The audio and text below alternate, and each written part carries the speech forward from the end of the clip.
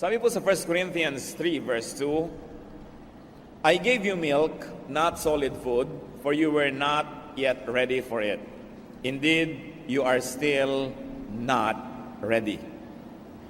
Hindi binibigyan ng karne ang mga wala pang pantunaw at gatas pa lang ang kayang makain o mainom. Hebrews 5:12-14. In fact, though by this time you ought to be teachers, you need someone to teach you the elementary truths of God's Word all over again. You need milk, not solid food. Anyone who lives on milk, being still an infant, is not acquainted with the teaching about righteousness.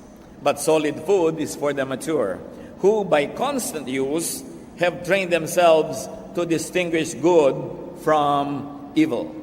Mga salita mula sa Biblia na nagbibigay ng halaga sa paglago, sa pag-mature ng isang tao physically, and of course this is a metaphor, isang talinghaga lamang na ang tunay na tinutukoy ay spiritual growth. Maraming mga tao, matagal nang mga mananampalataya, matagal nang nag-aaral ng Biblia, pero hindi pa nila kaya ang mga katuroang medyo mahirap, hindi pa nila kaya ang mga katuroan na medyo complex, kaya puro basic na lang yun at yun. God wants His people to mature and to grow spiritually. But for that to happen, what we need is an open heart, and what we need is to really be ready for growth. At yan ang nangyayari po sa isang tunay na mananampalataya habang siya nabubuhay sa lupang ito, hindi siya tumitigil lumago sa kanyang pananalig. Ang ating pag-aaral, pinamagatan natin, how to grow spiritually. Paano ba lalago sa spiritual na paraan? Tunay Ama naming Diyos, salamat po sapagkat nais niyo kaming lumago, sapagkat nais niyo kaming makaabot sa inyong kaluwalhatian, maabot ang inyong kamay, and you like to fellowship with us and to share many things with us that only maturity on our part will be able to appreciate. So we ask you, Lord, teach us how we can further mature, teach us how we can grow even more, so we can know more of you, we can enjoy more of you, and you can also enjoy us as your creation. Lead us, teach us, Father. In the name of Jesus, we ask for a simple message, and may you be the message giver. Thank you. In the name of our teacher, our friend, our healer, the Lord Jesus Christ. Amen. How can we grow spiritually? Marami na tayong alam dyan, dagdagan lang natin ang konting mga perspective at nang sa ganon, lalo na makilala natin ang Diyos. Tulad ng marami mga anak, nalubos nyo lang nakilala ang inyong magulang at nadagdagan ang inyong appreciation. Nung naging magulang na rin kayo, dahil nag-mature kayo, marami po na dapat malaman at ma-appreciate tungkol sa Diyos na hindi natin naaabot kung hindi tayo nagmamature. Kaya kailangan ng spiritual maturity. How to grow spiritually? First and foremost, we've got to understand and master the basics. Kailangan lubos nating nauunawa, alam ang pasikot-sikot ng mga fundamental na mga katuruan ng mga pasimulang bagay. Kung sa pag-aaral ng musika ay nagsisimula ka sa do, re, mi, kung western music yan, at sa pagbabasa ay ABC, dapat din naman sa Bible, alam mo yung mga basic na katuruan. At sa mga nagkakamali, ano ang sabi ng Panginoon sa Mark 12:24? Jesus replied, Are you not in error because you do not know the scriptures or the power of God? Maraming nagkakamali sapagkat hindi nila alam ang scriptures, ang salita ng Diyos. At siyempre, pag sinabi ng Panginoong Jesus na scriptures, ang tinutukoy niya ay yung tinatawag nating Old Testament. Dahil nung nagsasalita ang Panginoon, siya naglalakad, nagtuturo, hindi pa naman nasusulat at hindi pa nako-compile yung tinatawag nating New Testament. So whenever Jesus makes a reference to Scripture, He means Old Testament. That's why it is very important. He says, you are in error because you don't understand the Scriptures. Kailangan alam natin yan. Hindi yan napalitan ng New Testament. Doon tumubo yung mga maraming katuruan ng New Testament at dapat ay sinusukat natin yung New Testament sa kaalaman natin doon sa Old, sapagkat doon nakasalalay at doon nakapatong yon at hindi mo mauunawaan ng anumang bagay doon kung hindi yon nakasalalay, kung hindi ang pundasyon ay yung mismong Old Testament. It's important to know the basics of the law, the prophets, and the wisdom literature, poetry, and all that. How else do we grow spiritually? Pursue higher and deeper learning. Di ba't ang puno man, pagka siya ay lumalaki, tumataas ang sanga, pero lumalalim ang ugat. Hindi pwedeng taas ka lang ng taas ng sanga at hindi lalalim ang iyong ugat. Sa konting hangin, tumba ka. Hindi maaari siguro ganun kalalim ang ugat o nalampasan na ng lakas ng hangin yung lalim ng ugat niya. Pero yung mga tunay na malalalim at matitibay ang kapit, yun ay nakatayo pa rin. Yan ang mga nakikita yung survivor. Kaya mahalaga sa ating buhay na espiritual, lumalalim at tumataas ang pagkaunawa. Lumalalim sa salita ng Diyos, so parang lupa na kinakapitan ng ating ugat at kinukuhanan ng mga katuroan at mga nutrients. At lumalaki naman ang application, ang mga naaabot ng application sa pamamagitan ng ating mga dahon. Mahalaga yan. So pursue higher and deeper learning. And in Hebrews 6:1-2, napakalinaw ng sabi diyan, therefore, let us leave the elementary teachings about Christ and go on to maturity. In fact, kung bubuin nyo yung mga kasunod na mga verses nito, sinasabi, let us leave the elementary teachings about baptisms, about the laying on of hands, about being raised from the dead, and about future judgment. Yan ay mga basic things. Dapat lumalampas ka dyan, at may iba pa't napakarami pang ibang dapat pag-aralan sa buhay. But how do you leave the elementary teachings? That means leaving your comfort zone. Paano ka tataas kung ikaw ay afraid of heights? Paano ka susuot sa lupa kung ikaw may claustrophobia?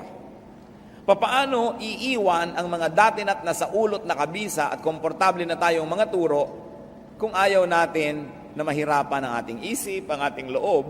Because whenever you leave something, you leave a comfort zone. Sanay ka na ron, ayaw mo nang iwan yon. Kaya maraming mga tao na nasanay sa ganitong turo, ayaw nang maiba yon, ayaw nang ma-challenge yon, ayaw nang madagdagan pa dahil sabi nila, ay, komportable na ako, ayoko nang magulo pa. Sapagkat sa bawat pagbabago ng isip, sa bawat paglago ng isip, ay dumadaan muna sa isang panandaliang kaguluhan.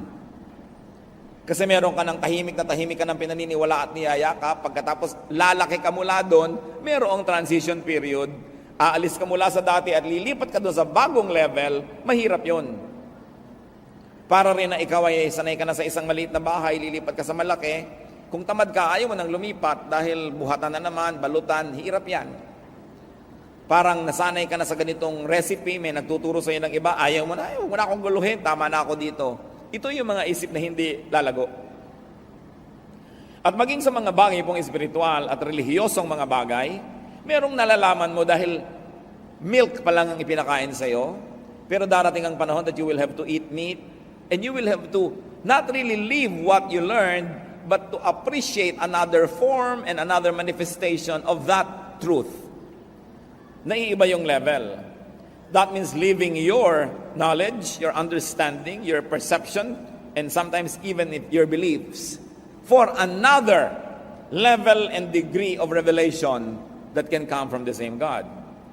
So if your knowledge or understanding or perception or belief has been constant, it has been the same, walang nadagdag, walang naiba, sa mahabang panahon, isa lang pong ibig sabihin nun, mga kapatid, wala kayong growth. Parang meron kang sapatos, para hindi ka na bumili ng iba, ayaw mo na lang lumaki ang iyong paa. Parang malaki ang iyong baywang, pinag-exercise ka para lumiit, ang pinoproblema mo, paano yung mga pantalong ko? Hindi magpaparepair pa ako, hindi bibili pa akong bago. So ganito na lang. Laging merong kaunting hirap na kasama ng pagbabago. Pero ano sabi sa Biblia? We are being changed from glory to glory. So hindi tumitigil ang pagbabago. Kaya lagi tayo nag-a-adjust. Pag nakakarinig tayo ng mga bagong anggulo ng katuruan, hindi mo agad tinatanggihan. Sinasabi natin, ano kaya ang matututunan? Ipoproseso, ipapanalangin, hindi agad-agad ay tinatanggihan. Mahalaga that we are ready to change from glory to glory. Therefore, how to grow spiritually? Be open-minded. Kailangan bukas ang isip. Aba, may mga nagmamalaki pa. Aba, kami serado de candado. Nilunok ko ang susi at tumalon ako sa dagat at sumisid ako doon, di mo na makukuha pa. Hindi pinagmamalaki, yung nakasarang isip. Sapagkat ang isip ay napakalaki ng mararating. Nakikita niyo po yung mga hindi naiisip ng mga previous generation? Pagsakay sa aeroplano, naisip ba na mga 50 years ago yung cellphone? Diba? Yang mga, hanggang ngayon, namamangha ako dyan sa fax. Bakit lumalabas dito sa papel dito, yung nandun sa kabila? Kamangha-mangha. Laser technology. Pero ang mga tao, nakasara ang isip, ay ayaw na namin niyang mag-isip pa, ayaw na namin baguhin. Hindi tayo makakarating sa ganung uri ng kaalaman. At ganun din sa buhay spiritual.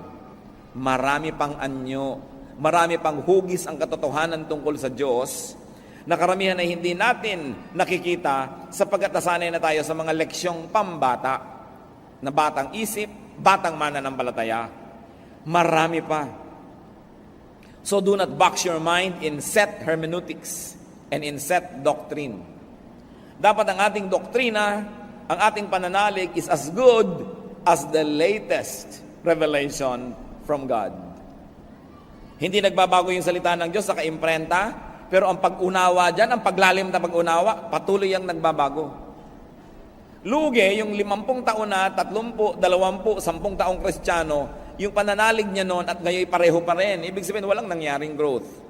Acts 17:23, yung mga tao sa Athens, ang reaksyon nila kay Paul, nung may itinuro si Paul na kabago sa kanilang pandinig, when they heard about the resurrection of the dead, some of them sneered.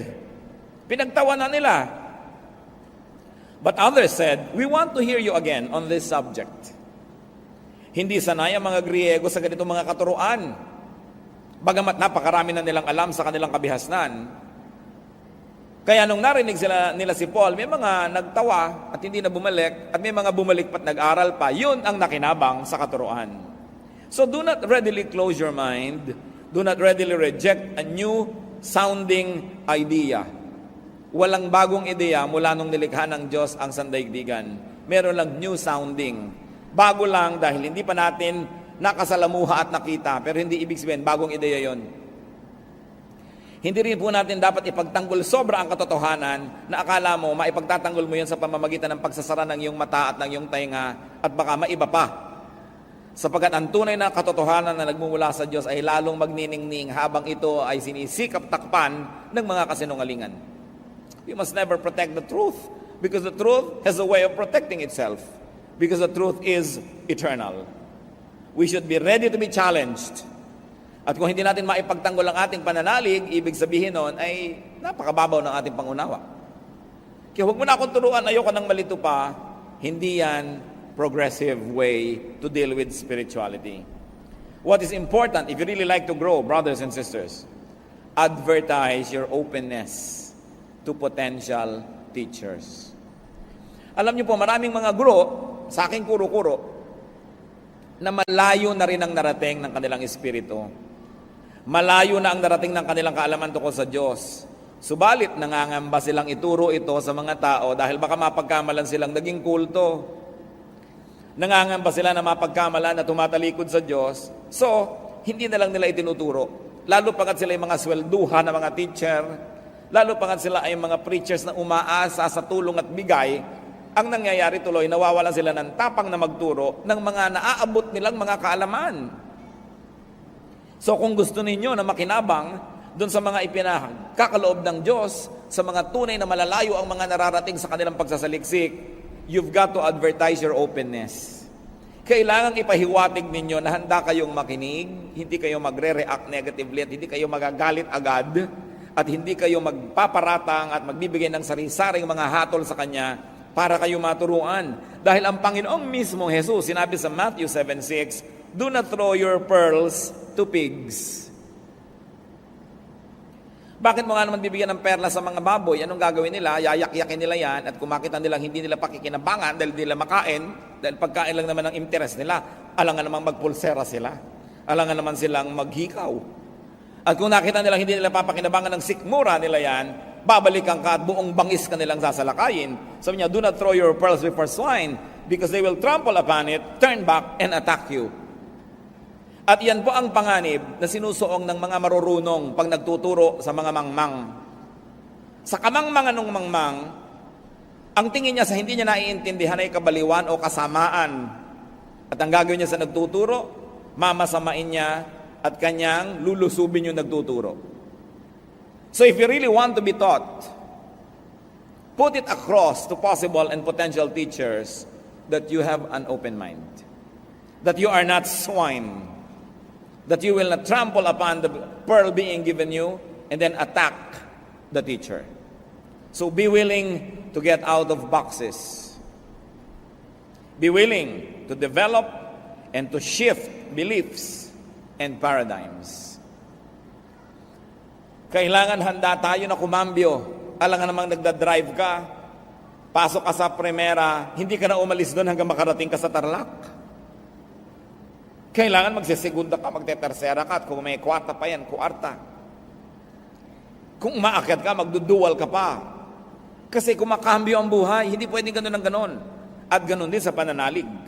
Yun po mga simpleng maunawaan na pangyayari at mga halimbawa sa ating buhay ay susi para buksan ang mga masalimuot na mga usaping espiritual. So kung simple ang pagkambyo, nakikita mo agad, madaling makita, yan ay may katotohanan din sa spiritual world. Kumakambyo ka rin sa iyong spiritual life.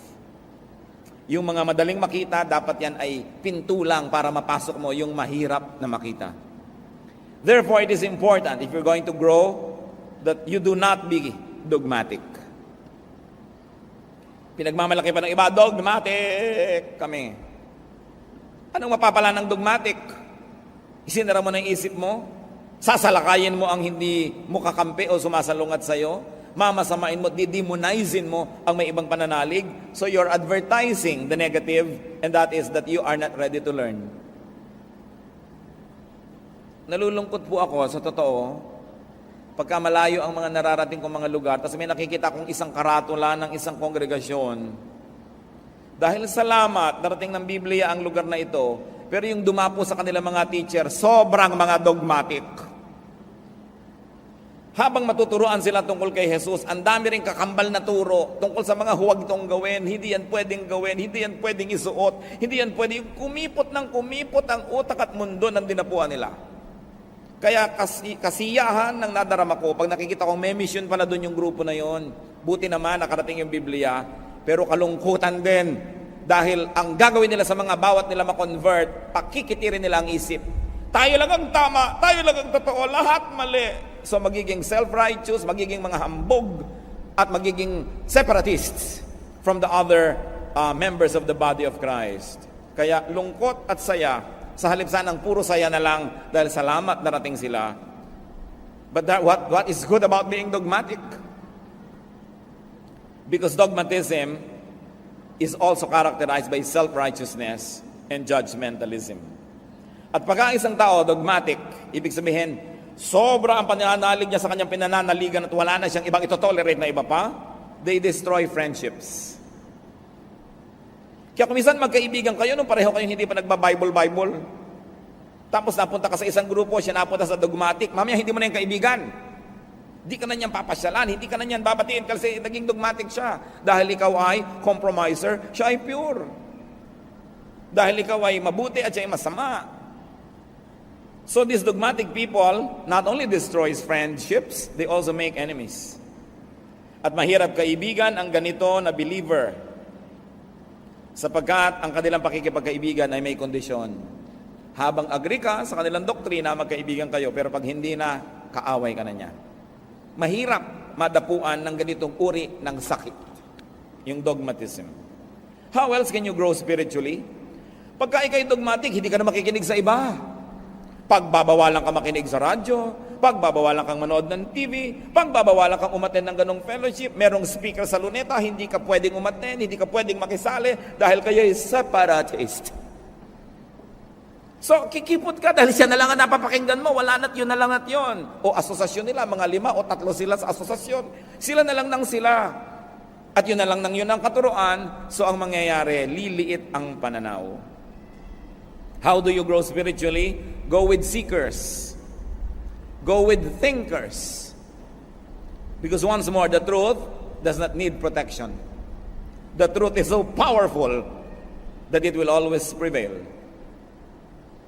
Luke 2:46-47, ano po ang ginawa ng batang si Jesus? After 3 days, they found him in the temple courts, sitting among the teachers, listening to them and asking them questions.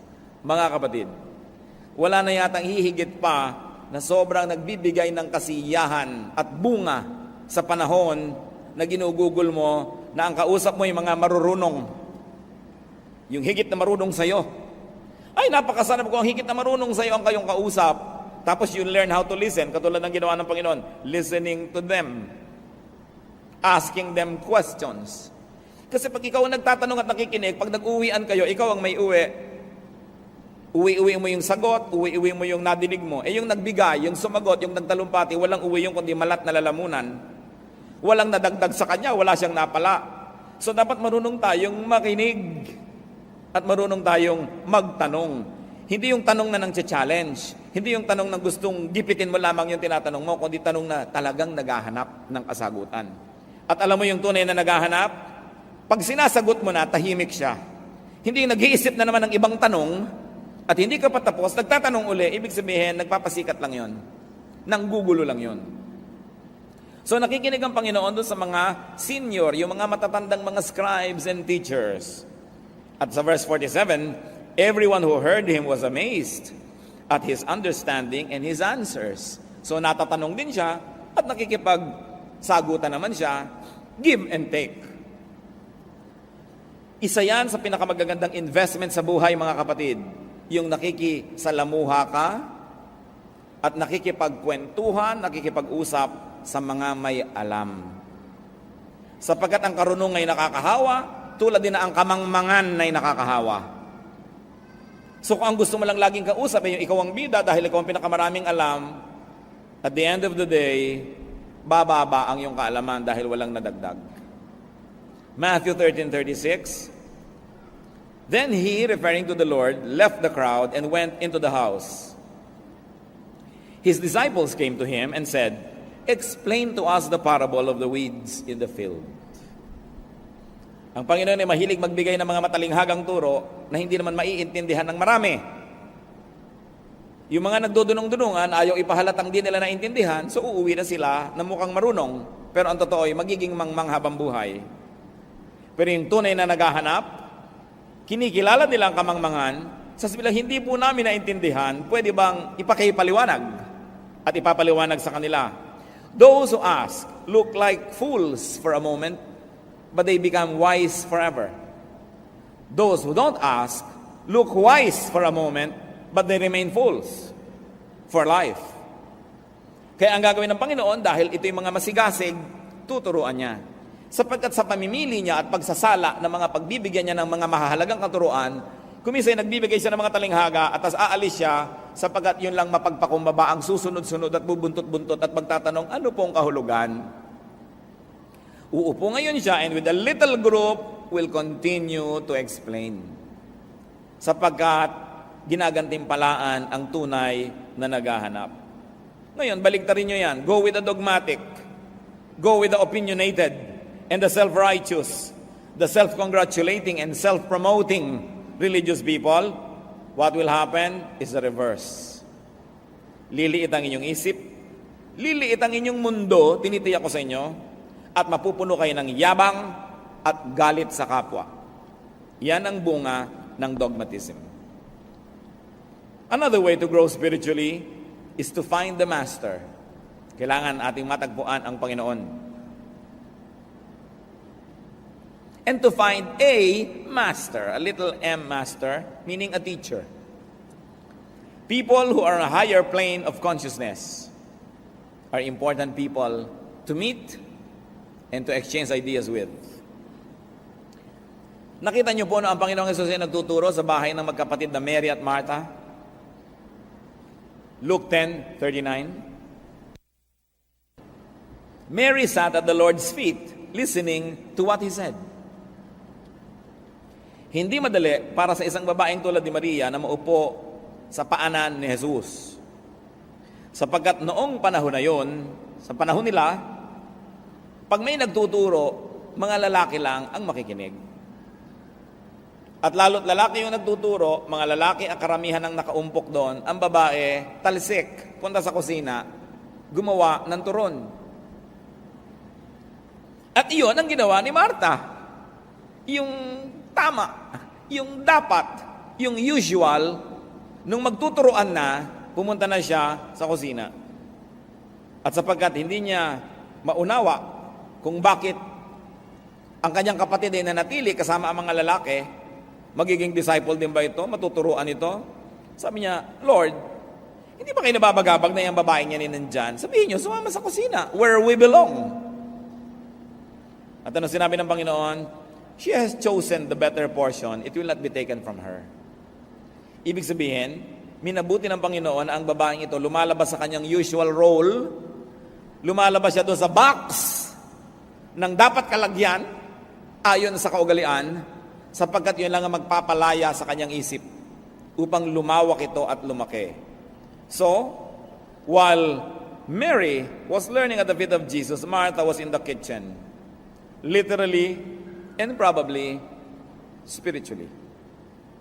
Hindi natin minamasama na mahilig siyang maglingkod, pero sayang yung pagkakataon kasi hindi naman laging nandiyan si Jesus para magturo. Naglabas ka na lang sana ng bukayo o skyflakes. Huwag ka nang maghanda ng kung ano-ano pa at intindihin mo yung pag-aaral. Pero yan, minabuti ng Panginoon. You have to get out of the box, whatever that box is, if you really like to learn.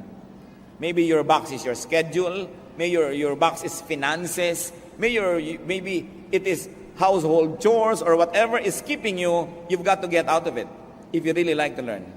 John 6:68, Simon Peter answered him, Lord, to whom shall we go? You have the words of eternal life.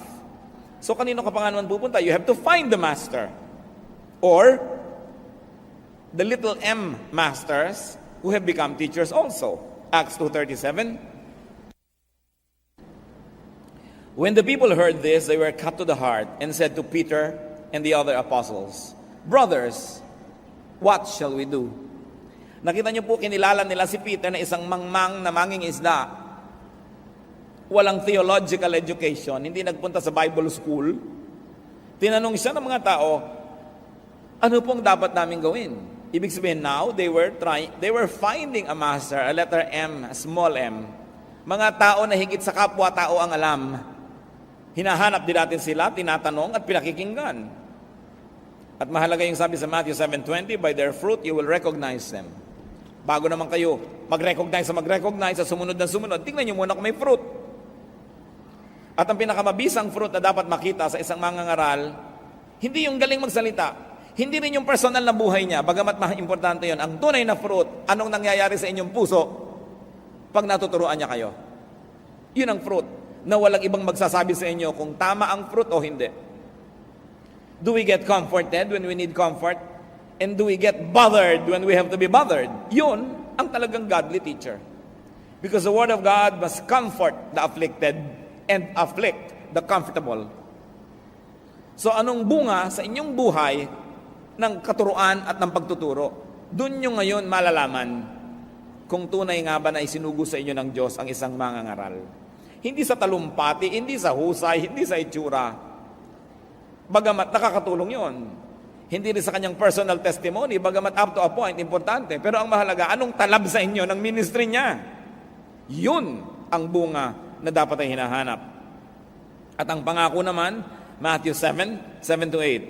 Ask, and it will be given to you. Seek, and you will find. Knock, and the door will be open to you. For everyone who asks, receives. He who seeks, finds. To him who knocks, the door will be open. Meron akong gustong itanong sa inyo, mga kapatid. Siguradong napakarami niyo nang naidasal sa Diyos. Nahiling, nahingi. Nahingi niyo na ba na magpakilala siya sa inyo? Yung lampas at higit sa Christmas card.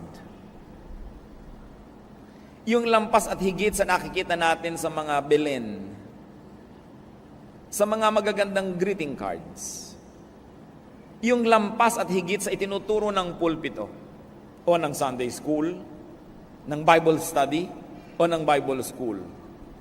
Nahingi nyo na ba sa Diyos na magpakilala sa inyo? Hingin nyo. Sabi, ask and it will be given you. Kadalasan yung tunay na Diyos, Bago natin siya makita, dumadaan ang mata natin sa maraming mga lenses. Lenses ng relihiyon, lenses ng kultura, lenses ng intellect, lenses ng edukasyon, lenses ng kamangmangan, ng ating mga biases, kaya hindi na natin maaninag talaga yung Diyos.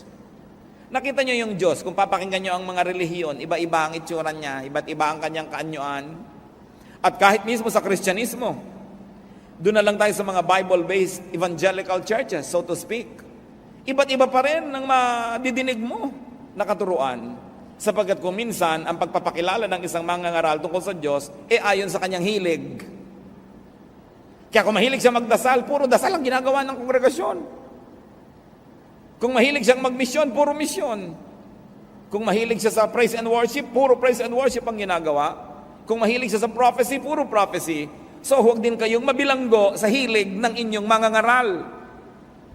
Dahil kapwa-tao nyo lang yon. Kailangan meron din kayong sariling hilig, may sariling pagpapakilala sa inyo ang Diyos na sinusundan ninyo at hinahabol. Sangayon man o hindi ang pulpito. Sapagkat ang relasyon natin sa ating may kapal, sa lumikha sa atin, ay personal. Kaya tingnan ninyo, pag napasama kayo sa kongregasyon na mahilig magdasal, puro kayo puyat na puyat, dasala kayo na dasalan, mga magdamag, no? Dahil yun ang hilig ng pastor. Kung ang napahilig naman niya sa charity, puro kayo charity, feeding the poor, puro street children, yun ang inatupag nyo sa buong buhay nyo. Hindi masama yon. Ang sinasabi ko lang, huwag kayong pakulong sa hilig ng inyong mga leaders. Dahil pag humarap naman tayo sa Diyos, personal at isa-isa ang pagharap. Kaya tatanungin ka, anong ginawa mo sa gift na ibinigay ko sa iyo? Hinabol mo ba ang mga ibinigay ko sa iyong mga pangako? Nilandas mo ba ang mga ibinigay ko sa iyong mga daan at doon ka dumaan? O sumunod ka na lang ng sumunod kung kani-kanino sa daan nilang gustong puntahan?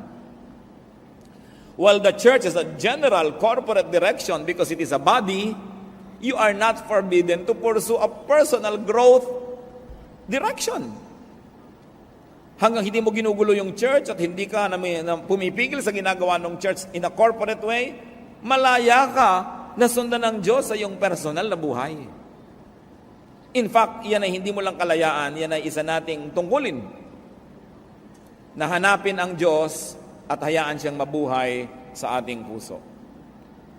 Kaya ang tanong ko, nagkaroon na ba kayo talaga ng sincere, honest prayer to God and ask Him to reveal Himself to you?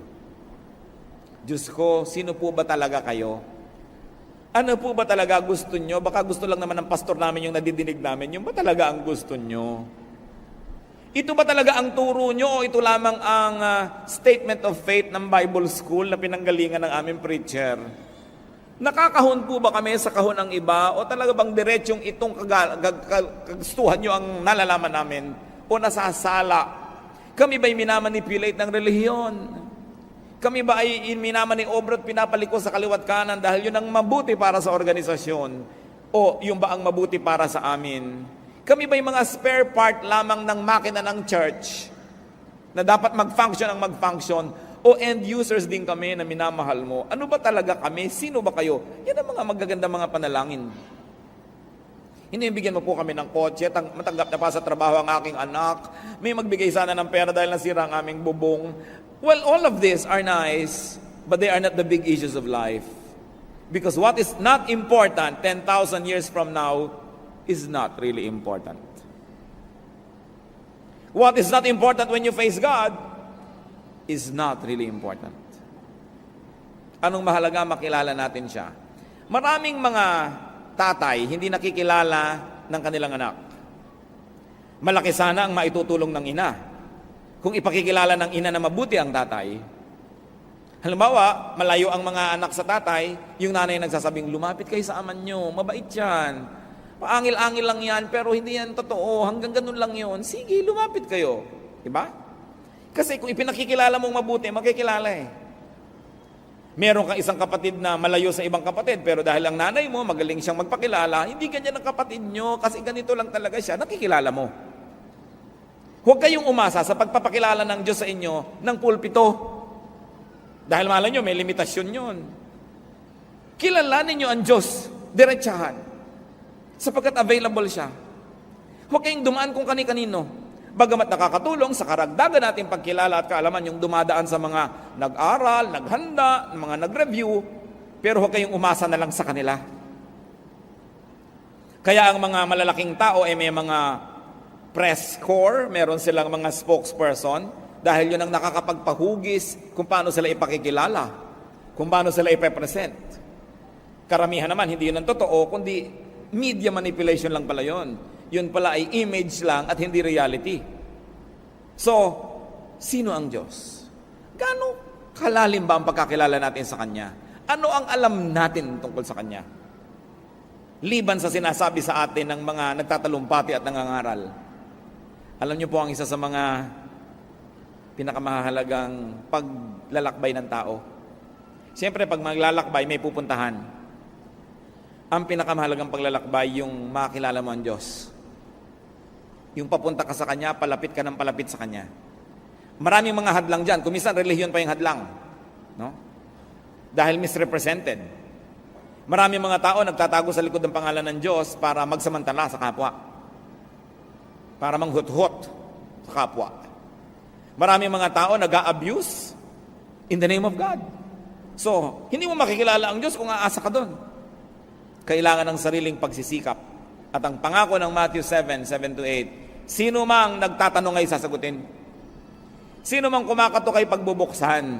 At sino mang naghahanap ay pagbibigyan, pagpapakitaan, tuturuan, pagkakalooban. Kanya-kanyang sikap. Huwag niyong iasa sa iba. Lalo yung personal na pagkakilala sa Diyos. Pero,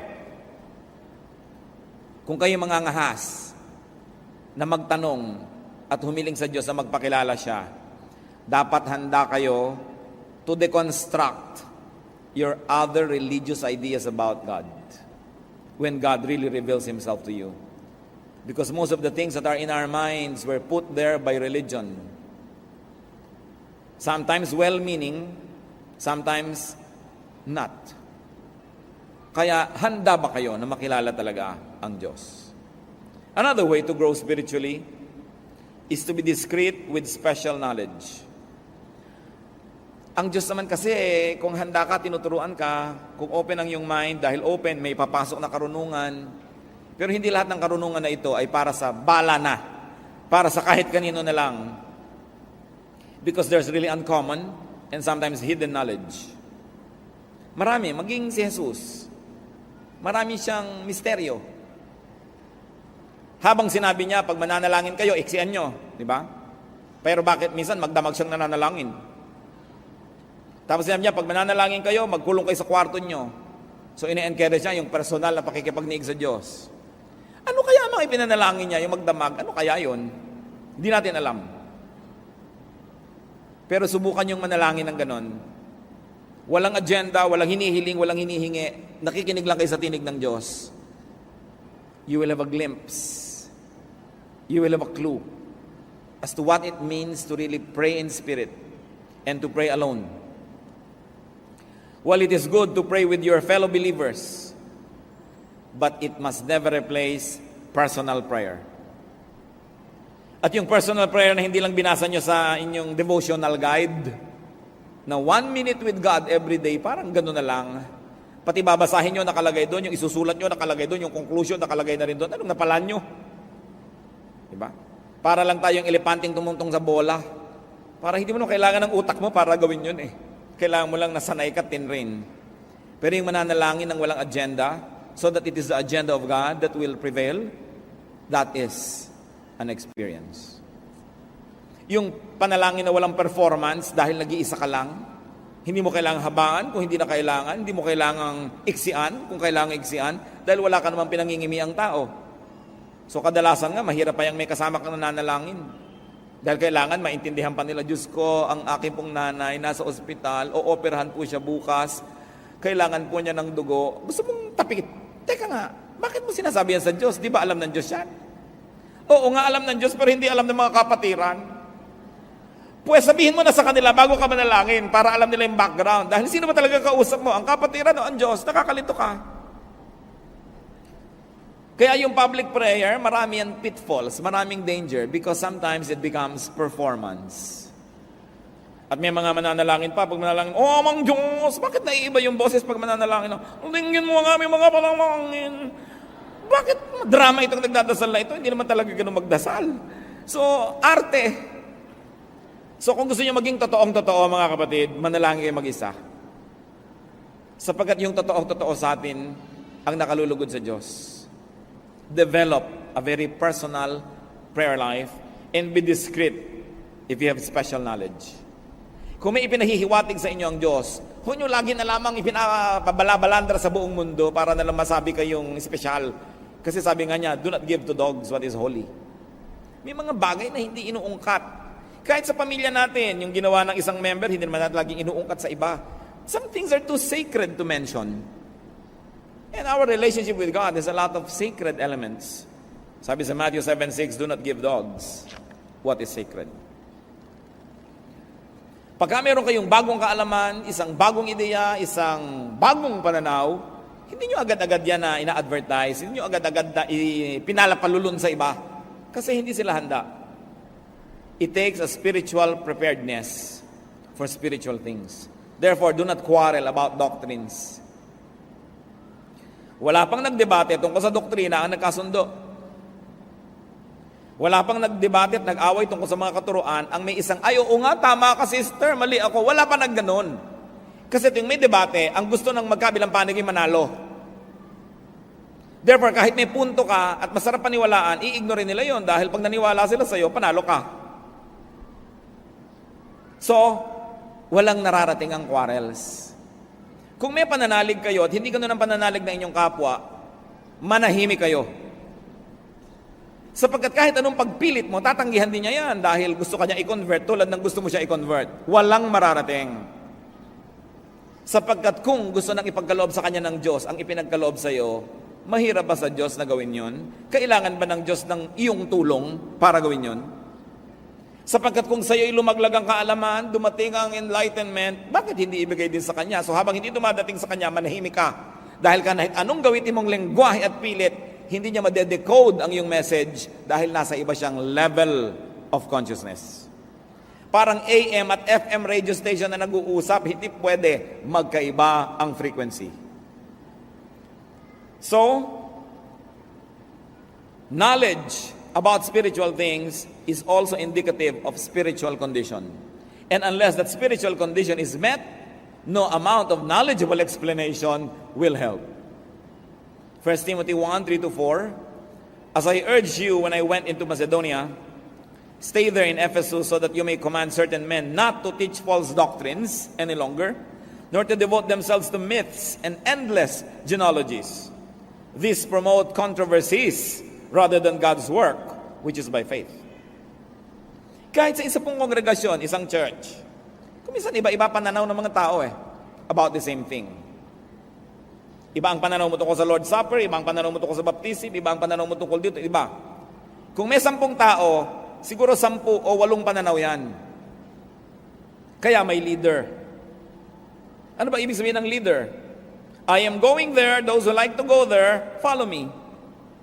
And if you agree with your leader, mga 70 to 80%, manahimik ka na doon sa 80 at huwag mo nang guluhin ang mundo doon sa 20 na hindi ka sangayon. Kasi kapwa mo, meron ding 20 hindi sang-ayon, may 15 na hindi sang-ayon. So, guguluhin nyo ang buo nyong kongregasyon.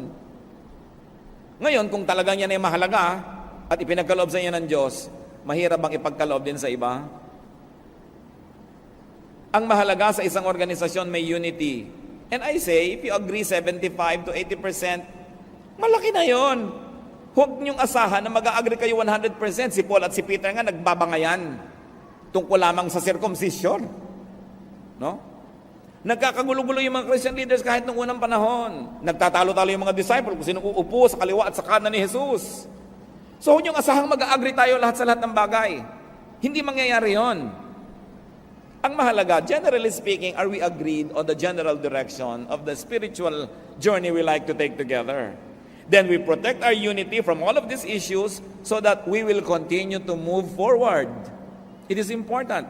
Walang mag-asawang agree on everything. Sa tabang at asim ng sinigang, hindi sila nag-agree. Siyempre, ang nakakapangyari, nagluluto. No? Agree na lang na agree kumakain, pero hindi ko minsan siya agree doon. Hindi nangyayari yun, so huwag niyong isipin na mangyayari yun. Kaya sa mga bagay na pwede namang isang ayon na lang natin o itahimik, manahimik. Because in a church, in a spiritual body, unity is paramount. At yan ang gusto laging attack ni Satan, pagkagugukuluhin kayo sa mga maliliit na bagay. Siyempre, doon sa naniniwala sa maliit na bagay, sa kanya malaki yun. No?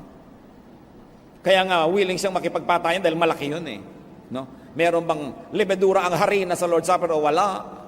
Ano ba talagang ikli at haba ng buhok ng babae? Magpapantalon ba't hindi? Naku, nagkakagulo ang sinukob sa mga issue na yan. No? Isa natin sigurong dapat tingnan, pag hindi ginawang issue ni Jesus, hindi issue yan. No? At ano bang tunay na issue kay Jesus? Kababaang loob, kabutihang loob, pagtulong sa mga kawawa. Yun ang tunay niyang issue. Sabi niya, yan ang dakilang pananalig. Hindi ko ano ng mga doktrina na inimbento ng mga sumunod sa kanya, mga disipulong bangayan ng bangayan. Ano ba talaga ang turo ni Jesus? Anong minalaki niya, malakihin natin. Anong di niya pinansin, hindi siguro din dapat pinagpapapansin. So, do not quarrel about doctrines. When you have disagreement, you say, oh well, iba-iba tayo ng spiritual angle and spiritual level at this time, so let's put it in the freezer. Huwag niyo naman sasabihin, magkaiba tayo ng level, mataas ako, bababa ka, dahil away na naman yun. Basta magkaiba tayo ng pananaw ngayon.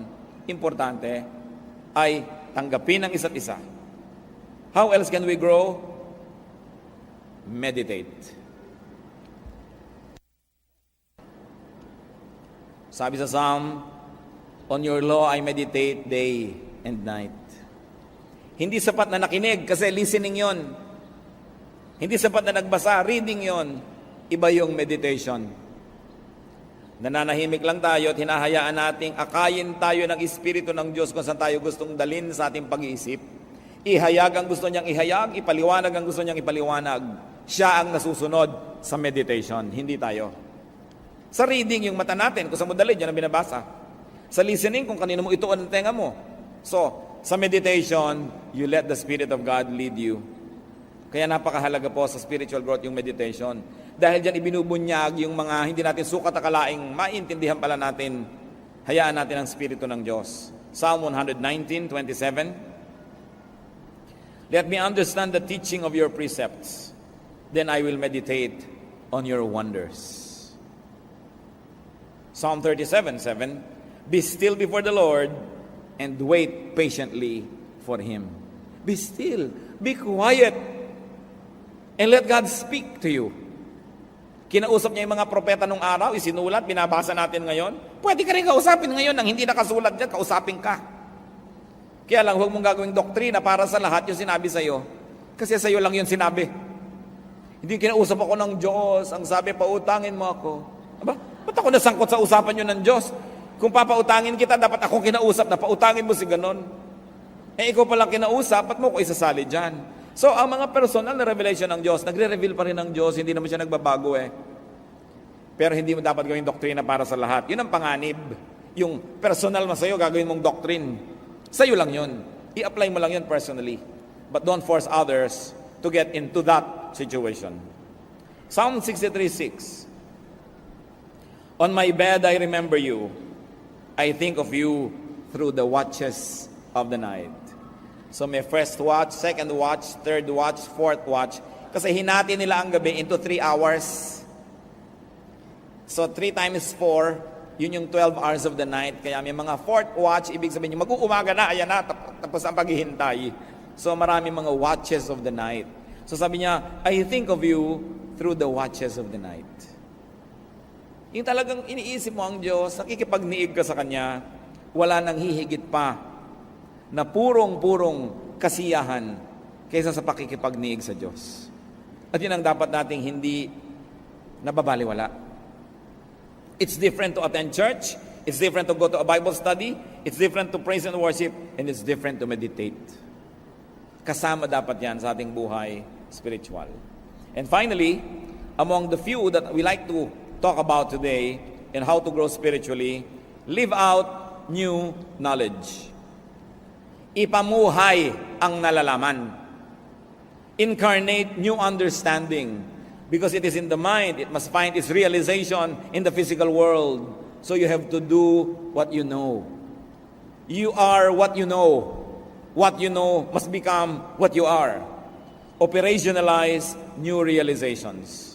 Meron ka palang nauntindihan, naunawaan, paano mo gagawing totoo ito sa iyong buhay? Practice spirituality.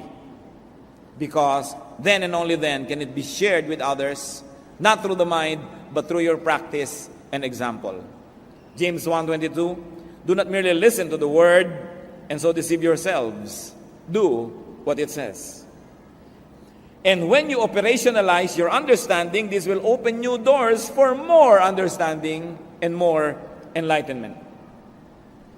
Pag yung naabot ng ating isip, ipinamuhay natin, humahanda tayong umabot sa iba pa na mas mataas. Sapagkat kung may naiisip ka, hindi mo naman sinusunod at ginagawa, hanggang doon ka na lang.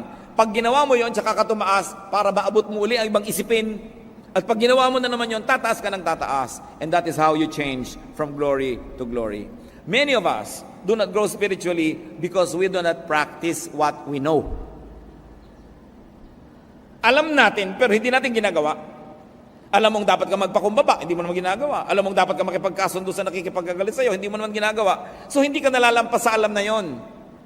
Kasi pag yung alam mo, ginawa mo, tataas ang iyong kalagayan. May iba ka pang malalaman uli, na pag ginawa mo, tataas uli ang iyong kalagayan. Sa pagsunod sa kaalaman, dun tumataas ang ating level ng spirituality.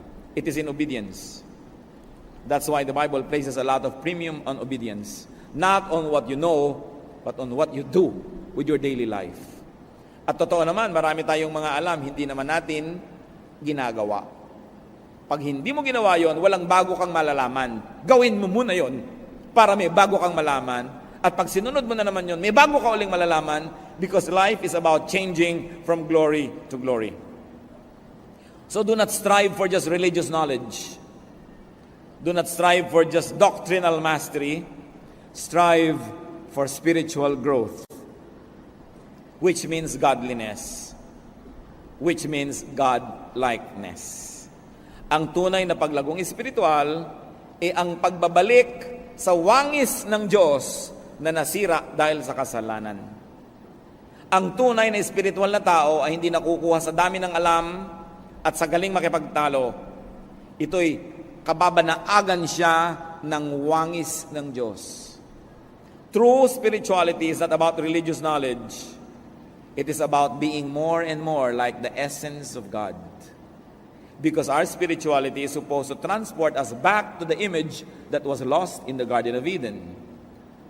Therefore, true spiritual growth is to become more and more like God. Kaya hindi pwede ang mga mahilig makipagtalo at makipag-away dahil hindi trabaho ng Diyos yung ganyang mga bagay.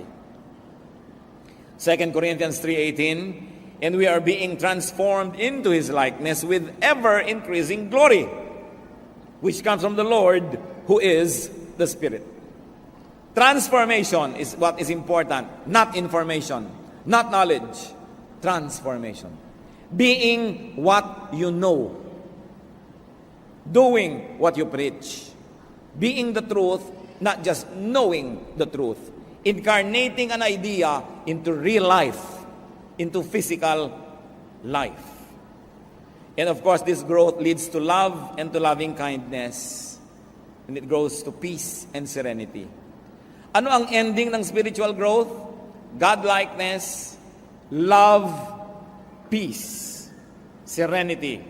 Kung hindi tayo doon nagwawakas, ibig sabihin hindi tayo nag-grow spiritually. Maybe we only become better informed, more knowledgeable, but not really more spiritual. Ang wakas niyan, peace. Hindi ka nabubuhay sa takot, hindi ka nananakot, hindi ka nakikipagbangayan, payapa ang iyong loob. Meanwhile, misguided religious knowledge usually leads to confusion, to power play, to self-righteousness, and to trouble. Sabi sa 1 Corinthians 1:12, what I mean is this: one of you says, I follow Paul, another, I follow Apollos, another, I follow Cephas, still another, I follow Christ. Sabi, hindi yan ang tunay na spiritual journey. Competition ang tawag dyan. 1 1 Corinthians 3:4, when one says, I follow Paul, and another, I follow Apollos, are you not mere men? Unawain natin ito. Pag hiwa-hiwalay kayo watak-watak at nagko-kompetisyon, di ba tao lang kayo? So ano palang ina-expect sa atin? Lumampas sa pagiging tao lamang. Bumalik sa wangis ng Diyos. Mahigitan ang pagiging tao lamang. Transcend being just mere men or women. Grow beyond religious issues. Fly above the clouds. Grow. And for this to happen, you have to be ready for different perspectives, for metamorphosis. But it will end in peace. Kasi ganun lang yun. Merong kang thesis, merong antithesis, nagbabangayan, pero sandali lang yun, then magkakaroon kang synthesis. You will have wholeness, and you will have peace. How much do we know God? How spiritual are we? Hindi tinatanong how religious. How spiritual? How much do we reflect God in our being? Aming Diyos, salamat sa mga paalala nyo. Salamat po na maaari kaming magbulay-bulay at ilagay ang aming sarili sa isang lugar na maaari kami magsukat kahit paano at nang malaman namin kung kami ay espiritual o relihiyoso lamang. Ituro nyo sa amin, Panginoon, ang mga dapat namin gawin. Gustong-gusto namin kayong makilala. Turuan nyo kami maging bukas ang isip. Turuan nyo kami, Panginoong, makinig. Turuan nyo kami magsala ng mga mali. Teach us right from wrong so we can be more and more like you. Magbulay-bulay tayo, mga kapatid, sa ilang saglit ng tahimik na pananalangin at siyasatin ninyo sa inyong puso kung ano ba ang spiritualidad natin.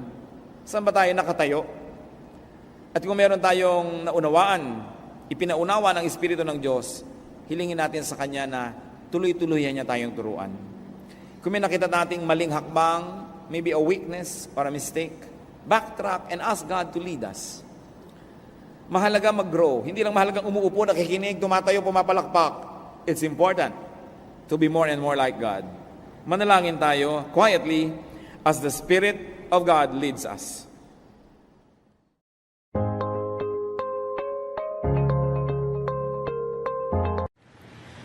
Surrender is part of divine worship.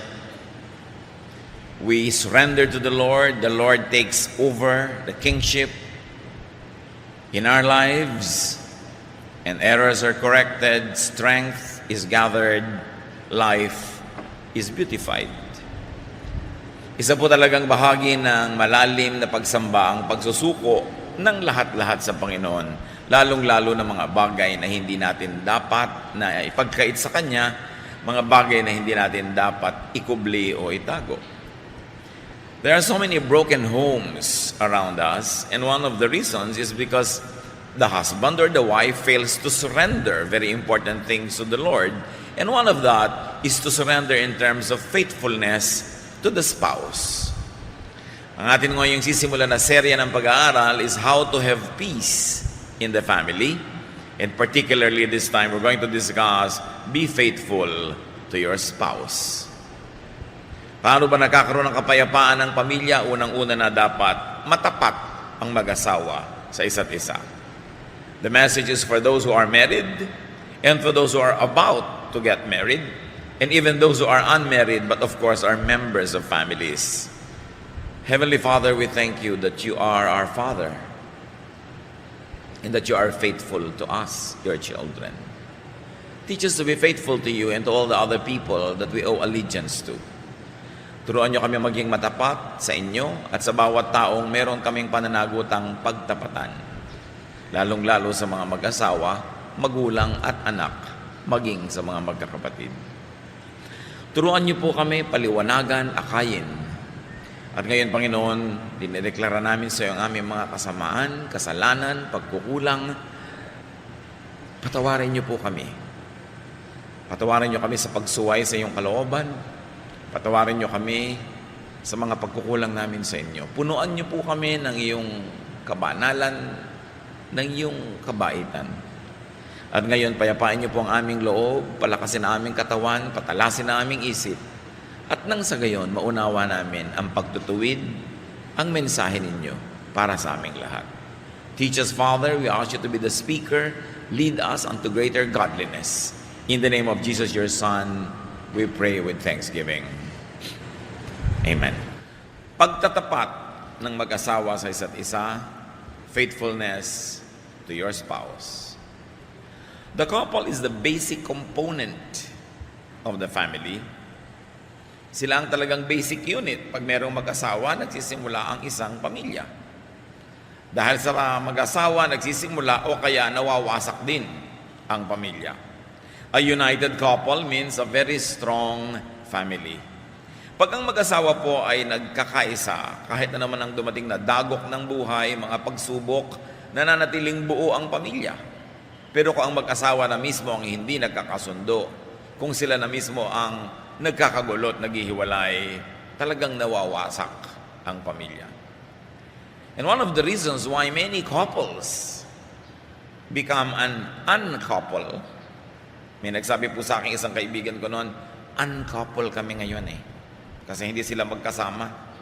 Yung pala hindi sila mag-asawa sa trato ng mga panahon na yon, may mga dahilan. Iba't iba. Pero ang pinakamadalas at pinakamasidhi, adultery. Unfaithfulness is the number one destroyer of marriage. It is probably the singularly most potent poison in marriage. Maraming mga pagsubok sa isang pamilya na pagdadaanan niyan, nalalampasan, ang pinakamahirap lampasan is adultery. Pagtataksil ng isa doon sa kanyang kabiyak. That's why faithfulness in marriage is all important. Kaya isinama yan sa mga utos ng Diyos. Isinama sa mga utos ng pamahalaan. Unfaithfulness is condemned in the Bible. It is also condemned in the laws of many lands, including ours. Ipinagbabawal ng batas ng Diyos ang pangangalon niya, ang pakikiapid, at ganoon din naman ang batas ng ating bansa. Ang sino man na may asawa na at nakikiapid sa iba ay maaaring demanda at pwedeng makulong. Bihirang-bihira lang kasi ang nagdedemanda kasi parang kahihiyan, parang etc.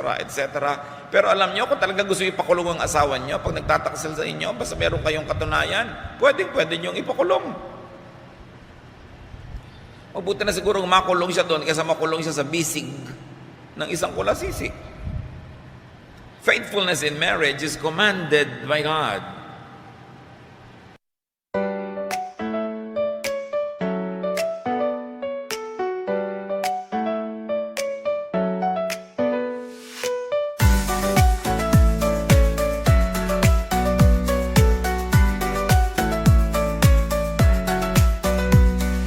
Raindrops falling down my face, like tiny tears in a happy chase. Hopping through the puddle sea, colors dancing wild and free. Skies are gray but I don't mind. Cool raindrops on my skin I find. Kicking off my Saturday, watch the clouds just drift away. Rainbow in the rain, what a sight. Colors shining oh so bright. Dancing in the streets, so bright. Everything will be alright.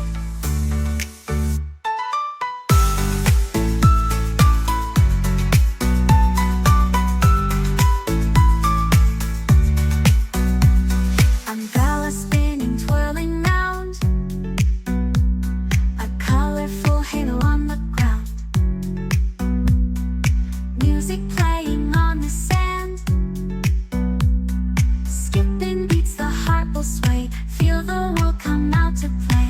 Lightning cracks, but don't you fear. Magic shines when skies are clear. Raindrops whisper secrets true. A hidden beauty shines right through. Rainbow in the rain, what a sight. Colors shining oh so bright. Dancing in the streets,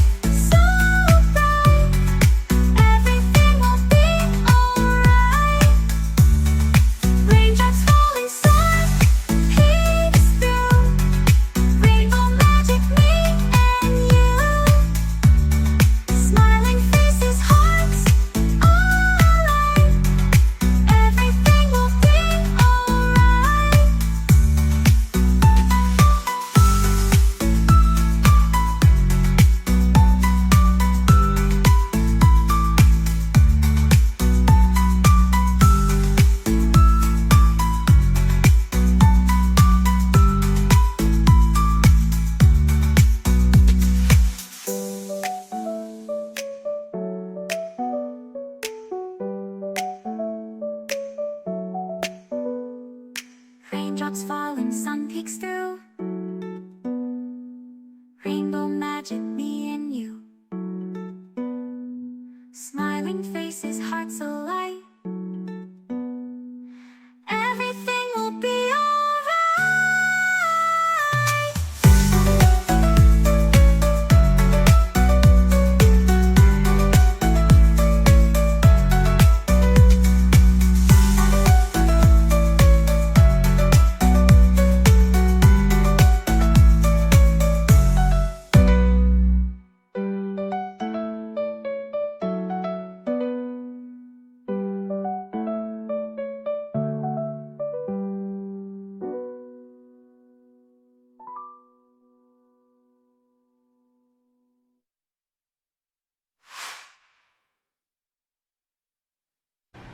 So dapat yung sinusunod, huwag kang makikiapid. At huwag mo rin ito tolerate. Kasi pag may nakikiapid at kinukonsinti mo, you are also not obeying the commandment of God. Accessory ka to the crime. Ipagpalagay ng hindi ikaw yung nangangalon niya, hindi ikaw yung nakikiapid, pero asawa mong tinotolerate mo lang, partner in crime ka na rin. Kasi inuto siya ng Diyos na dapat ituwid. Unfaithfulness is forbidden and condemned. Exodus 20:14, one of the 10 commandments, be faithful in marriage, or you shall not commit adultery. Unfaithfulness was punished with death in the Old Testament. Kaya kung sa mga ibang bansa, darating ka at doon sa kanilang mga formalities, nakalagay, death to drug traffickers. Sa Old Testament, death to adulterers.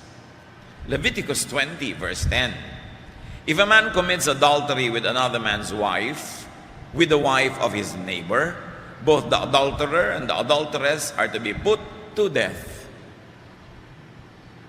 Ganon kamuhi ng Panginoon ang pakikiapid na yung babae at lalaki na nahuhuli at napapatunayang nakikiapid ay binabato hanggang mamatay.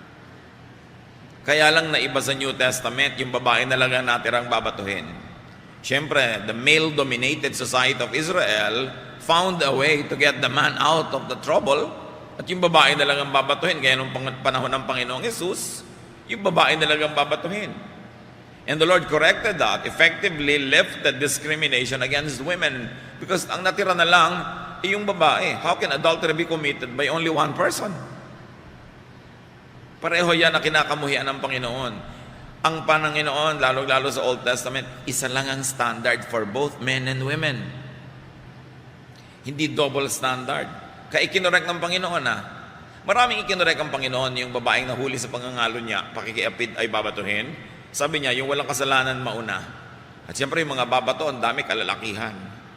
Sila hindi nakapangahas kasi marami rin silang kasalanan. Malamang na nangangalo niya rin sila.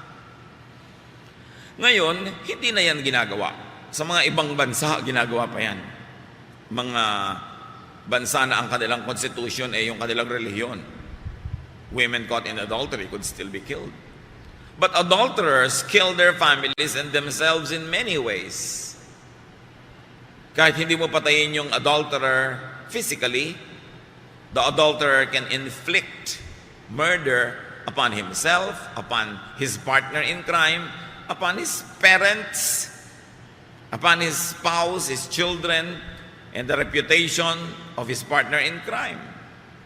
Maraming nadadawit at nadadamay pag merong dalawang taong hindi mag-asawa ay nakikiapid sa isa't isa. Nadadamay yung kani-kanyang mga tunay na asawa, nadadamay yung kani-kanyang mga magulang sa kahihiyan at gulo, nadadamay ang kanilang mga anak kung may anak na, nadadamay yung mga kapatid, nadadamay ang lahat.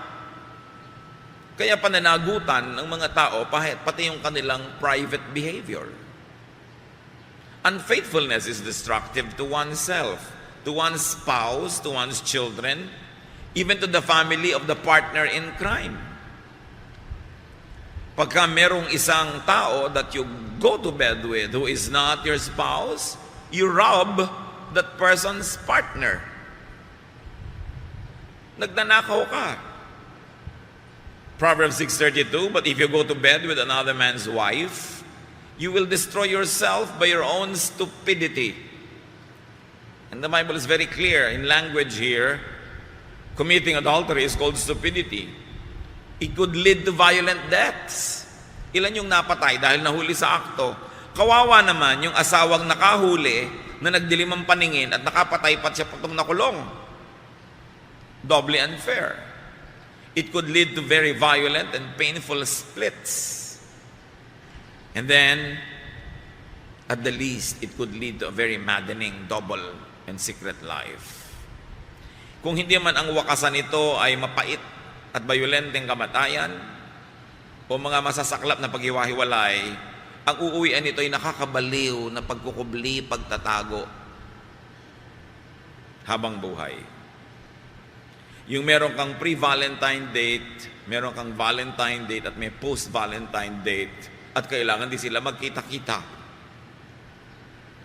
Hebrews 13:4, God will punish anyone who is immoral or unfaithful in marriage. Kung sinabi yan ng Biblia, therefore totoo yan. So yung mga ibang nag-iisip, bakit ako hindi naman ako napaparusahan? Akala mo lang yun. Unfaithfulness in marriage is always punished, whether you notice or not. You could be punished by what happens in your life that should not be happening, or you could be punished by what does not happen that should be happening. Pwedeng may mga blessing dapat na darating sa iyo, mga kagalingan, kabutihan na hindi darating as punishment, pero hindi mo na napansin dahil hindi mo naman na-miss, dahil hindi pa nga dumating. Pero ang sabi, laging pinarurusahan ang pangangalo niya. So avoid unfaithfulness. Respect your own marriage.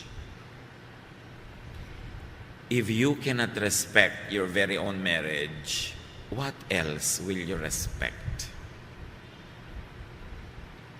Kung bababuyin ng isang tao ang sarili niyang matrimonyo, ano pa ang igagalang niya? So you respect your spouse. You respect yourself. Marami mga nangangalo niya, nakikiapid ang kung ano-anong mga indignities ang nararanasan sa pagtatago, sa pagkukubli, sa pagsisinungaling, dahil nga hindi naman talaga marangal ang ginagawa. Respect your own children. Can you imagine what will happen to your children if you got found out and you split with your spouse? What happens to the children? Respect your in-laws. Pinalaki, minahal, inaruga ng yung biyenan ng napangasawa mo pagkatas gaganunin mo lang sila. And you respect your partner in crime. Actually, yung I love you kahit may asawa kang iba, love me kahit may asawa ako, actually kayong dalawa nagbabastusan nun. Binabastos mo ang sino man na nakikiapid ka na hindi mo siya asawa. You violate the person you go to bed with if he or she is not your lawfully wedded spouse. And very especially and doubly wrong when that person is married to someone else. Pagka sinasabi mong mahal kasi kita kasi hindi kita maiwasan, may asawa ako, single ka, pero mahal kita, hindi kita maiwasan. Hindi totoo yun. Kasi kung mahal mo yung isang tao, mamahalin mo ang kanyang kinabukasan. Mamahalin mo ang kanyang puri. Mamahalin mo ang kanyang dangal. Hindi yung mapagbigyan mo lang ang iyong pagnanasa at magpapanggap kang pagmamahal yun. You've got to also respect your partner in crime's family because they too are violated. Adultery is not a private sin. While it is conducted privately, most of the time, the effect is really not private at all. You also have to respect the law of the land because it is forbidden by the law of the land. And above all, respect God because it is one of God's most important commandments. Hebrews 13:4, have respect for marriage. Always be faithful to your partner.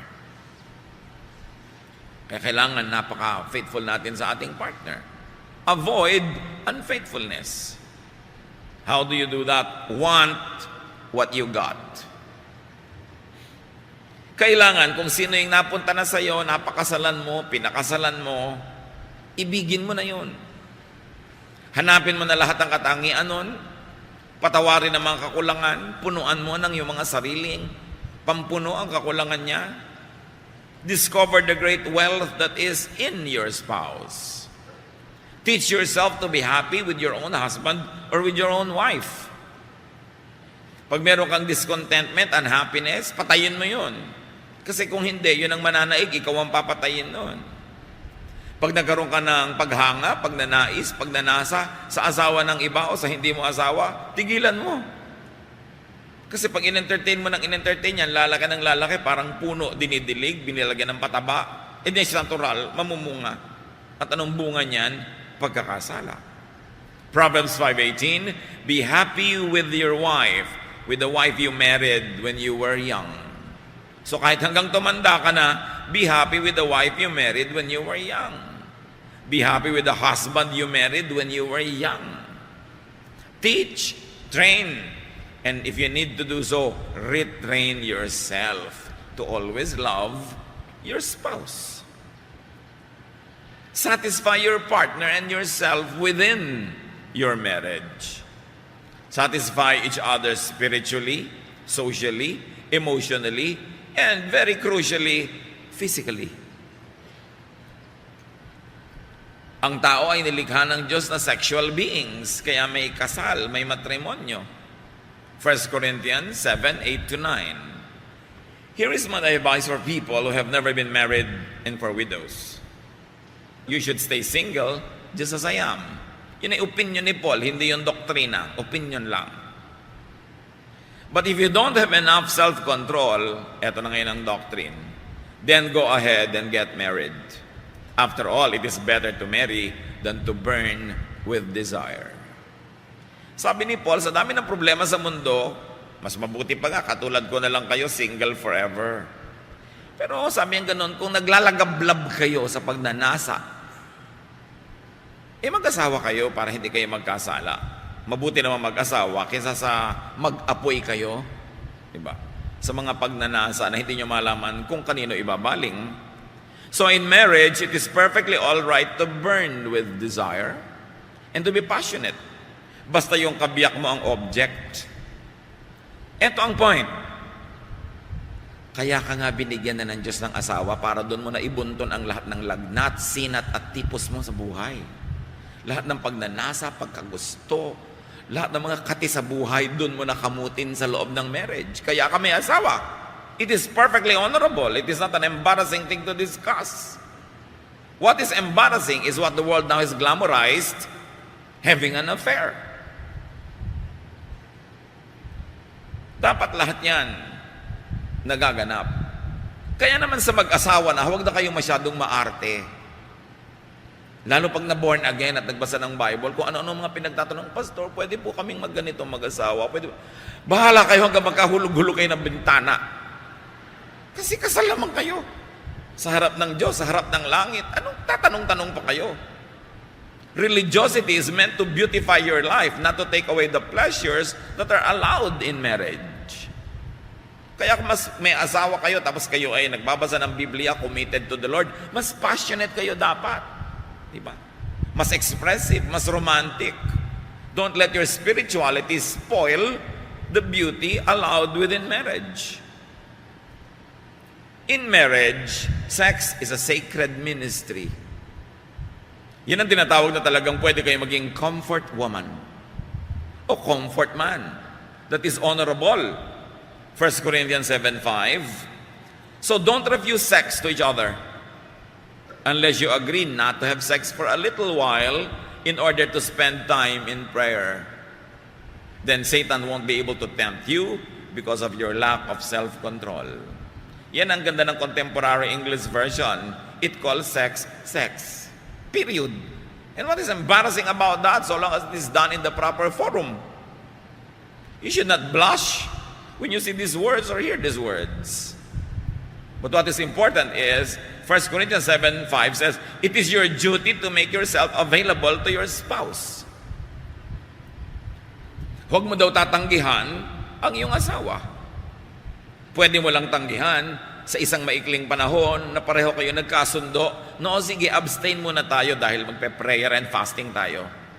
Pero sabi niyo, patapos doon, magbalikan kayo sa piling ng isa't isa. Dahil pag hindi, baka kayo tuksohin ni Satanas. at humanap kayo ng kasiyahan sa kandungan ng iba. Kaya alam nyo, hangang-hanga ako sa ating mga kapatid, mga kababayan, na nagtitiis, nagdurusa ng mga ibang bayan para lang magtrabaho at mag-survive ang family. But long-term, working abroad is not good for marriage. The policy of government to export people, to alleviate our sufferings, to provide work that cannot be provided by our corrupt system is not a good policy. So dapat ang mag-asawa, kung nagkakasundo man kayo ng isa ay mangingibang bayan, sandali lang, huwag masyadong tagalan. Ang pinakamainam kung ang buong pamilya bit-bit, ang asawa at pati mga anak. Pero ibig sabihin, may mga high-paying jobs na yon.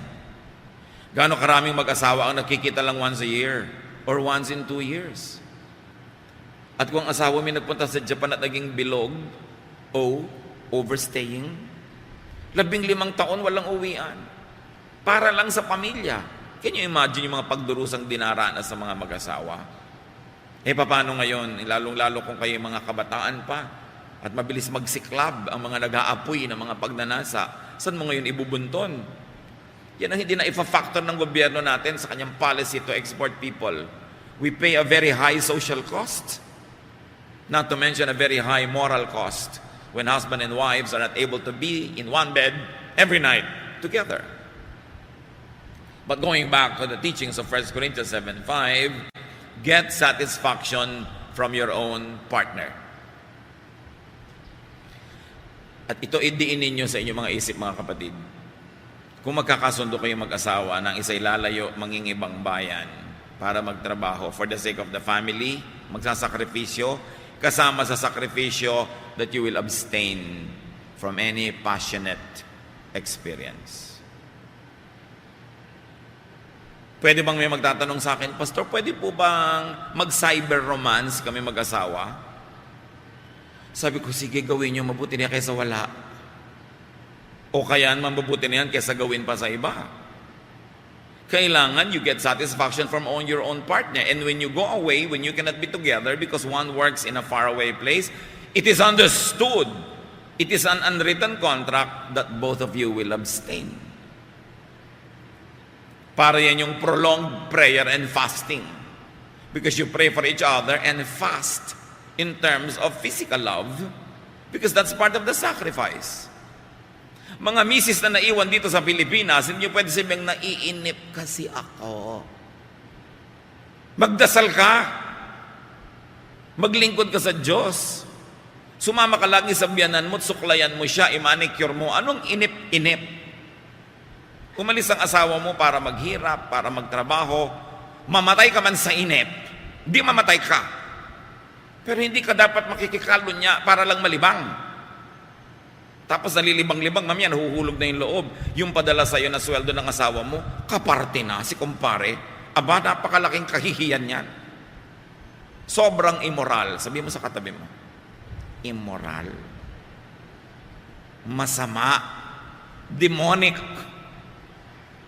Na makikiapid ka sa iba at pati kita ng asawa mo, kasama pa yung partner mo in crime. Ganon din naman yung nasa abroad, ha? Napakaraming mga nasa abroad ngayon, holding hands. Pag pumapasok doon sa airport abroad, pagbalik dito sa Pilipinas, hiwalay na ang kamay kasi mag-iba pala ng asawang uuwian. Hanggang sa aeroplano, holding hands. Tigilan nyo yan. Kung natutukso kayo na maging ganyan, umuwi na lang kayo magdildil ng asin, mamatay sa gutom. Kesa meron nga kayong konting ginhawa, konting kita, pero ganyan naman. You give satisfaction to your partner. It is a privilege. And at times, it doesn't seem so, it is a duty. 1 Corinthians 7:4, a wife belongs to her husband instead of to herself. And a husband belongs to his wife instead of to himself. Ang version ng New International, sabi sa 1 Corinthians 7:4, a wife does not have authority over her own body, but yields it to her husband. In the same way, the husband does not have authority over his own body, but yields it to his wife. So when you refuse your spouse, you rob him or her of his or her rightful provenance. Ang katawan daw ng babaeng may asawa ay nasa ilalim na ng otoridad ng kanyang asawa, ang lalaki. At ganon din ang katawan ng lalaking may asawa, ang kanyang katawan ay nasa otoridad ng kanyang asawang babae. So para ipahiram mo ito sa iba ay pagnanakaw doon sa tunay na may otoridad dito. At sinabi, do not refuse. Sabi nga ni Paul, do not refuse except in short moments. At dapat pinag-agrihan nyo yon. Hindi dapat ginagawang pamparusa to refuse. Because you minister to one another. That is the beauty of marriage. Kaya wala nang excuse yung may asawa na tapos maglalaro pa sa ibang kandungan dahil meron ka na talagang binigay para sa iyo. Dapat ang mag-asawa, ang laging gusto, magkasama. After a whole working day, gusto magkita na uli sa gabi. Dapat ganun. Proverbs 5:15, you should be faithful to your wife just as you take water from your own well. And 16, don't be like a stream from which just any woman may drink. And 17, save yourself for your wife and don't have sex with other women. So ang sinasabi dito, kumbaga ikaw ay balon, huwag mong hayaang may ibang babaeng umigib mula sa iyo and drink from your own well. It is only for your wife. Kaya kung hindi kayo magkasama, nagtitiis, nagtityaga, nagdadamayan. Hindi ka hahanap ng ginhawa outside of your exclusive partnership. Kaya sa mga magkakalayo, sa mga hindi pwedeng magsama agad, ito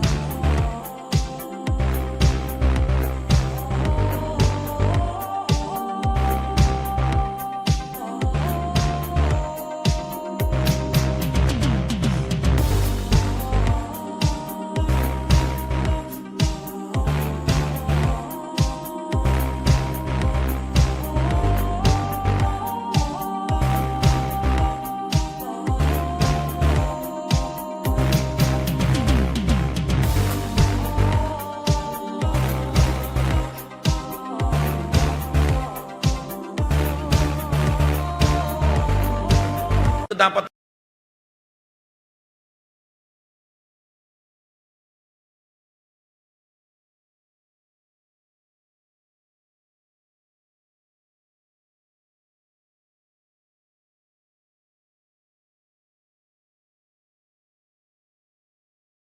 katabi nyo ba ang inyong asawa? Sabihin nyo nga ngayon yung may katabing tunay na asawa. Diba? I'm saving all my love for you. Pagka si OFW dumating, ipapakita ng asawa, di ba? Anong ipapakita? Yung bank account. I'm saving all your earnings. Hindi ko ibinibigay sa mga kamag-anak ko. And I'm saving all my love for you. Dapat ganun. At ganun din yung lalaki. Pagka ganun, pwedeng magkahiwalay. Basta marunong magtiis. The social and moral cost of separation is not worth it. It's not. Dapat talagang yan ang theme song, I'm saving all my love for you. But of course, the main theme of that original song is not very honorable. Yung line lang na yon ang kinukuha natin. I'm saving all my love for you, my lawfully wedded husband or wife. Proverbs 5:18-19, be happy with the wife you married when you were young. She is beautiful and graceful like a deer. You should be attracted to her and stay deeply in love. So ladies, stay beautiful as much as you can. And men, stay handsome.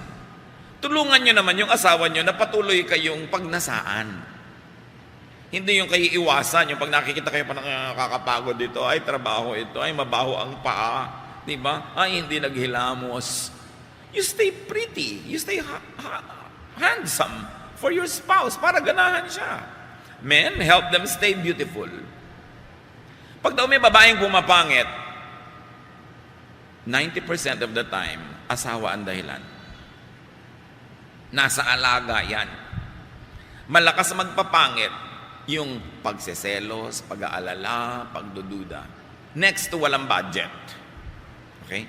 Pero mas yung ang asawa mo kung saan-saan dumarapo, yan, pumapangit tuloy. Kaya tuloy, nagpapagandang pilit. Kaya kuminsan kung ano nung disastrous effects ang nangyayari kay Mrs. na pinipilit maging kamukha nung kerida. Eh yung asawa mo may kulasising 14 years old, ikaw 60. Can you imagine the comedy that will happen? When you try to look 14, kawawa naman yung mga babae na napipilitang magpakaganyan-ganyan, magpa-opera, kung ano pinaggagawa, para lang patuloy na maakit ang kanilang mga mister. Siyempre, masakit sa isang babae na kasama niya yung mister, may dumaan lang na bata-bata, talaga namang halos sagpangin na nung asawa niya. Kaya kung ano-anong gagawin niyang gimmick, para maging ganun din siya. But remember, it is the wife of your youth, not the youth of your wife, that the Bible teaches us to be faithful to.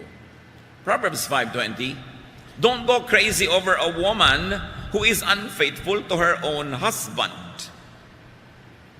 Men, listen to this, and also women. Sabi niya, huwag kayong mahibang, huwag kayong mabaliw sa isang taong nagtataksil sa sarili niyang asawa para lang makipagtagpo sa inyo. Kuminsan, it's good food for your ego. Wow, pinagtataksilan ng babaeng ito ang husband niya para lang sumama sa akin. Pero paano nyo igagalang ang isang babae na para lang sumama sa inyo, binababoy yung sarili niyang asawa at ang kanyang sarili?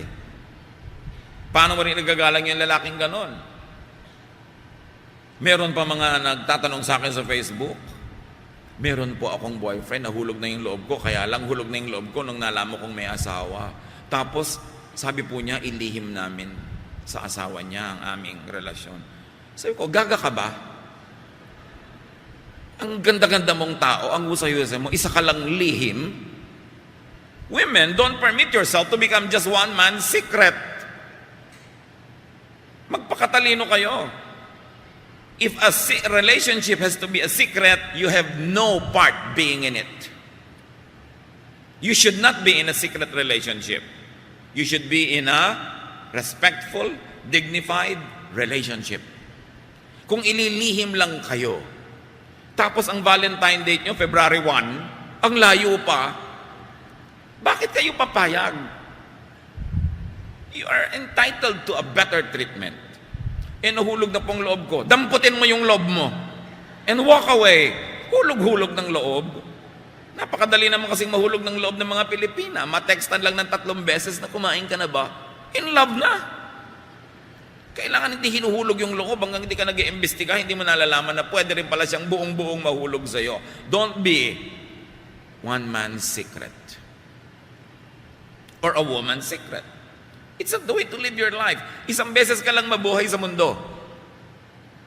Get your best crack at life. Be fair to yourself. Proverbs 5:21-23, the Lord sees everything and He watches us closely.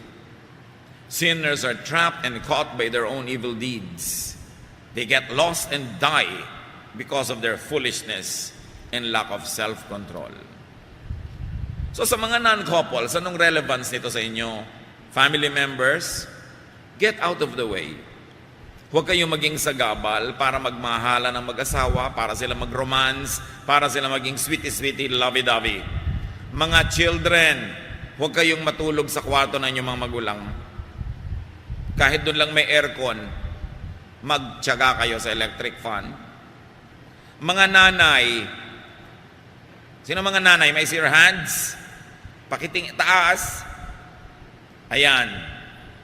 Huwag niyong patutulugin ang mga anak niyo sa inyong kwarto kung nandyan na inyong asawa. Nakakaintindihan ba tayo? Sagabal ang mga yan. Mamaya 2:00 ng umaga, dahan-dahan lang kayong kumakaluskos. You criminalize your own love. Alisin niyo sila dyan. Hindi sila kasama sa marriage contract. Kayo lang mag-asawa ang pumirma. Marami kasing mga nanay, minsan tamad na rin na maging comfort women. Ang mga protection nila, yung anak, nandiyan anak mo, mga anak mo magigising. But actually, siya lang ito tinatamad. Pagka yung inyong asawang lalaki hindi na makadapo ng buong inam sa inyong higaan dahil maraming mga asungot na mga anak doon, baka sa iba dumapo, although that's not an excuse. So tulungan nyo siyang laging bumalik at dumapo sa inyo kaysa sa iba. Hindi talaga tama na ang mga anak nyo sa inyo natutulog. Ano pa mang excuse ang sabihin nyo. Liban na lang may lagnat, inaalagaan nyo, yan yung for a season, sandali. Pero yung nakapaligid sa inyong para mga sisiw at kayo inahin, di ba? Hindi yan tama sa isang babaeng may asawang kasama sa bahay. Ngayon, kung ang asawa nyo ay nasa abroad, nasa ibang bayan, malayo, o pwede. Pero anak, nandyan ang daddy nyo, chupi-chupi. Dapat ganon. Mga relatives, give them space and time. Bayaang mapag-isa. Set them free. Send them off. Pagka mayroong mga mag-asawang haggard na sa pag-aalaga ng maliliit na bata, ang daming trabaho, yung mga magulang, biyenan, mga hipag, mga bayaw, pwedeng sabihin, kami muna mag-aalaga ng mga bata. Sige, mamasyal muna kayo. Mag-honeymoon muna kayo mga 3 araw kung saan. Kasi dapat muling binabalikan, nire-review, sinasariwa yung passion.